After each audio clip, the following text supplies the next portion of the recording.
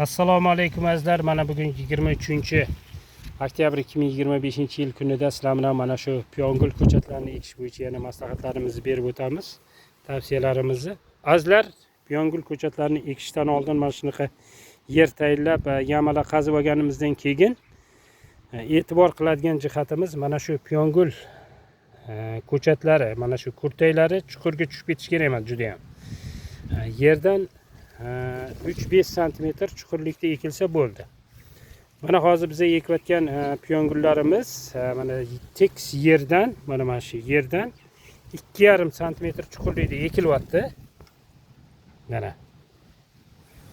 2,5 cm chuqurlikda ekilyapti. Keyin ekib bo'lganimizdan keyin ariq tortganimizda ustiga 5 cm atrofida yopiladi ustiga.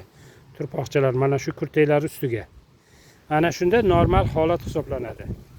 Azizlar, bu kurtaychalar yuqoriga chiqib ham ketish kerak emas, pastga juda ham chuqur tushib ketish kerak emas. Ana shunda yaxshi holat bo'ladi ekilish bo'yicha.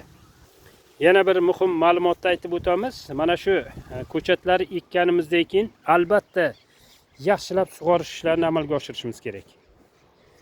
E'tiboringiz uchun rahmat, salomat bo'linglar.